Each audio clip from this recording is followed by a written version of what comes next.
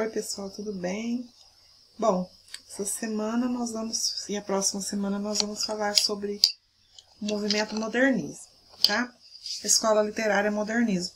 Bom, mas enfim, quero aqui agradecer, parabenizar vocês, né? Porque acho que 80% da sala, nossa, fez tudo, gente, que gracinha que vocês são. Mostra que estão preparados para o mercado de trabalho, estão preparados para terminar o ensino médio com honra, gente, né?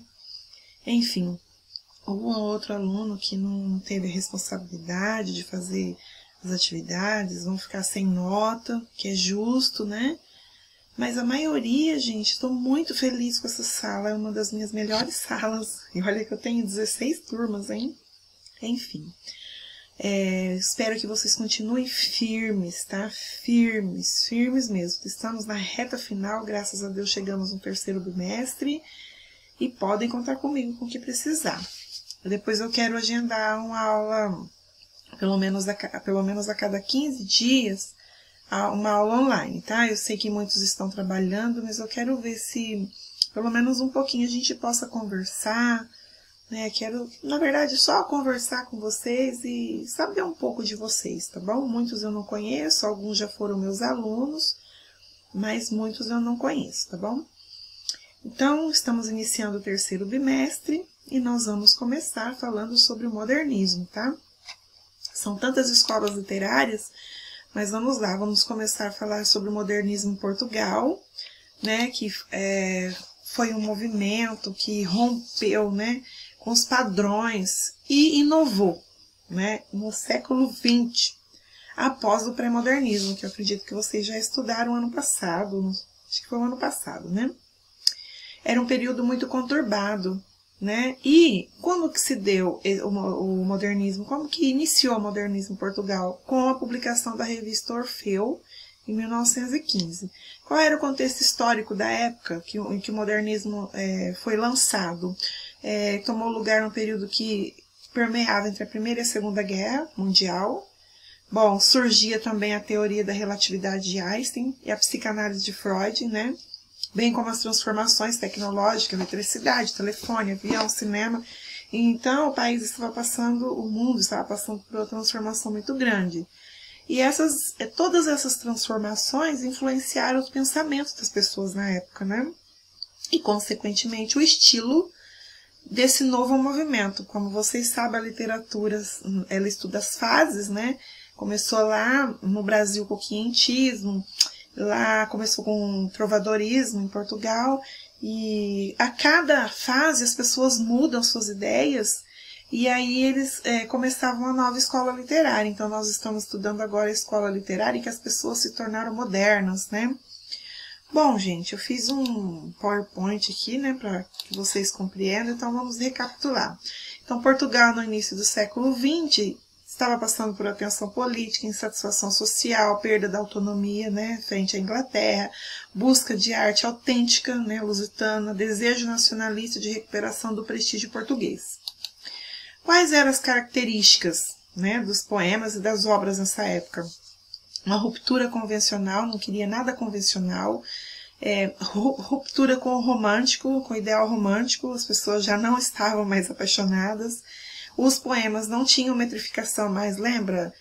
Dístico, decassílabo, lembra? Redondilha maior, redondilha menor, valorização do subconsciente, e a linguagem que eles começaram a usar era ousada, tá bom?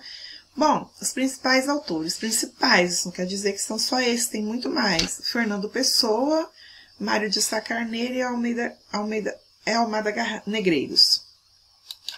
Bom, primeira geração, ousadia e irreverência. Então, era dividido em 3 gerações, nós estamos vendo agora a primeira geração. Bom, como ponto de partida, a revista Orfeu, considerado o marco inicial, né, do modernismo, idealizada por quem? Por Fernando Pessoa, Mário de Sá e Almada Negreiros. Publicada em 1915, como eu já disse, com 2 edições, manteve os princípios do futurismo, de Marinet. Surgiu para derrubar a literatura convencional, tá? Introduzindo um novo estilo de vida e também escandalizar os conservadores, tá? Vamos ver Fernando Pessoa. Fernando Pessoa, eu achava ele meio doidinho, tá? Ele tinha o heterônimo, tinha 3 heterônimos. Quais eram? Alberto Caeiro, Ricardo Reis, Álvaro de Campos. E tinha o ortônimo. O ortônimo, ele escrevia como ele mesmo. Ele assinava, né, nas obras como Fernando Pessoa.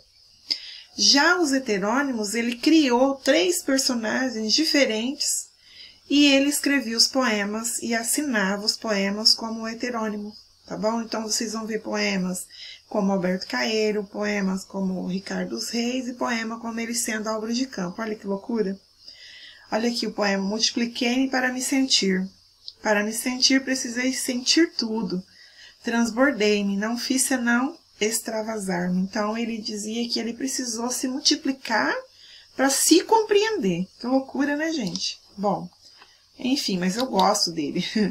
O primeiro heterônimo dele, Alberto Caeiro. Olha só, ele criou até uma biografia para o Alberto Caeiro, gente. Quem era Alberto Caeiro?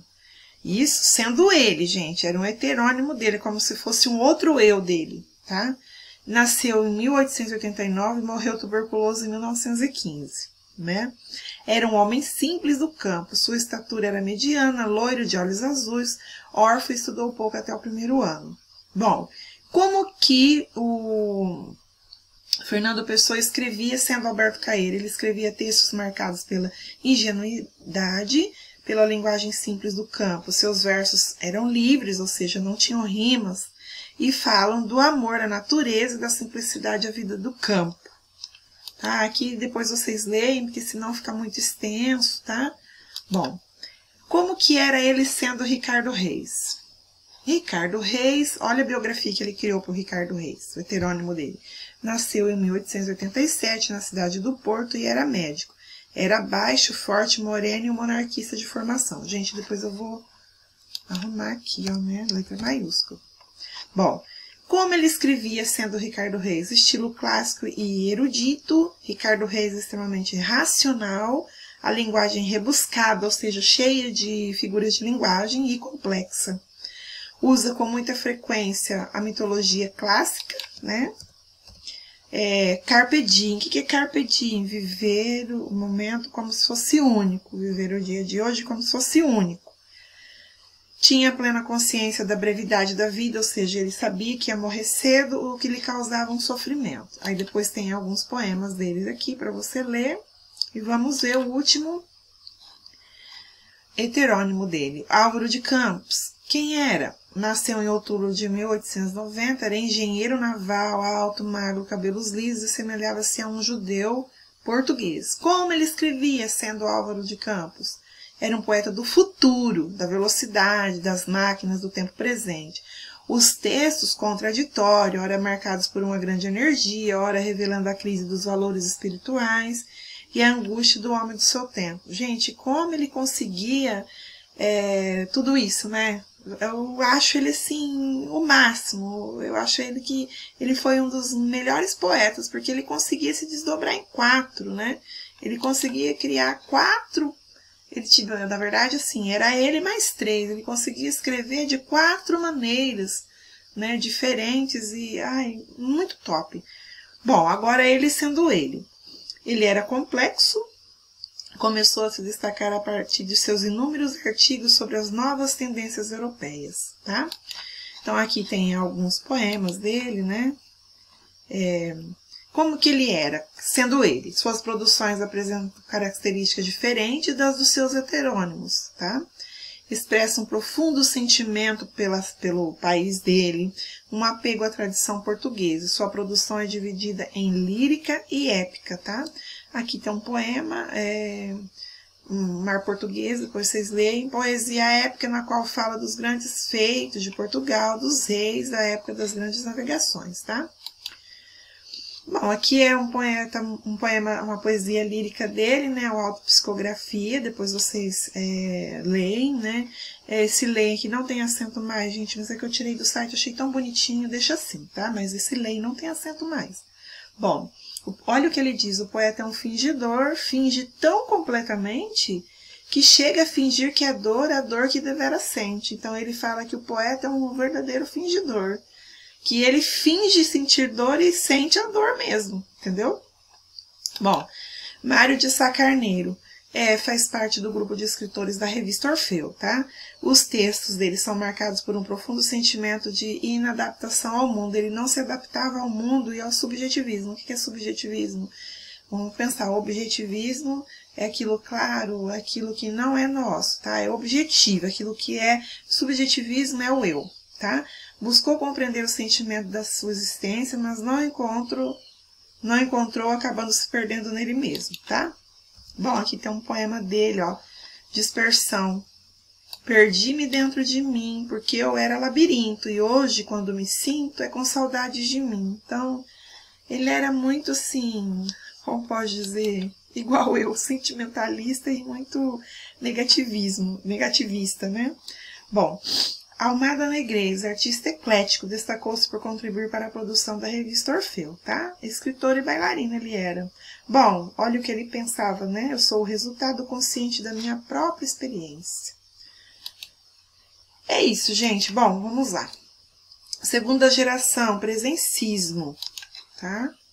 Estabeleceu as bases para o segundo movimento modernista. A libertação do academicismo é a prática de uma arte mais original. Os poetas revelaram o caráter introspectivo deles, expressavam o individualismo em lugar do coletivo. Então, o individual, na segunda geração, era mais visto que o coletivo. O coletivo saiu e pensava mais em si. Psicológico e intuitivo acima da razão. Então, o psicológico mandava na razão, tá? Quem eram os poetas da segunda geração? Gente, eu estou falando ainda de Portugal, tá? José Régio, João Gaspar Simões e Branquinho da Fozenca. Que nome, né, gente? Bom, e a terceira geração, como que os poetas da terceira geração modernista pensavam e escreviam? Eles expõem questões sociais preocupantes, como a injustiça, as lutas de classes, os conflitos gerados pelo sistema do governo da época, né?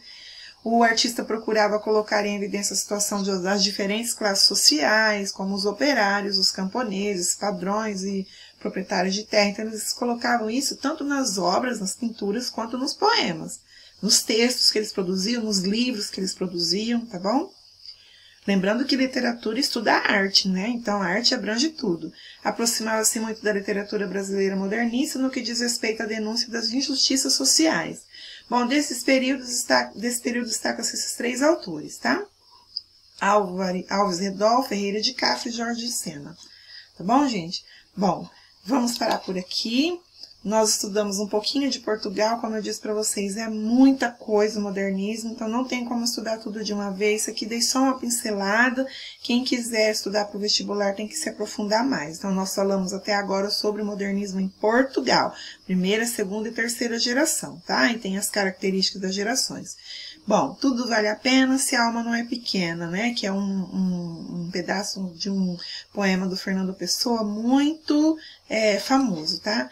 Bom, gente, é uma atividade simples, eu pedi para vocês vão fazer uma pesquisa rapidinho, porque tá acabando aqui, escolher um poeta ou um pintor do modernismo de Portugal, pesquisar sua biografia, as principais obras, né, só o nome, mas e características das obras dele, ou da obra, ou das obras, enfim. Escolhe uma obra, então, biografia, principais obras e características principais das obras. Depois escolhe uma obra, faz a análise dela. Se for um quadro, vocês vão analisar, comentar as cores, a técnica utilizada e o que a obra representa para o poeta.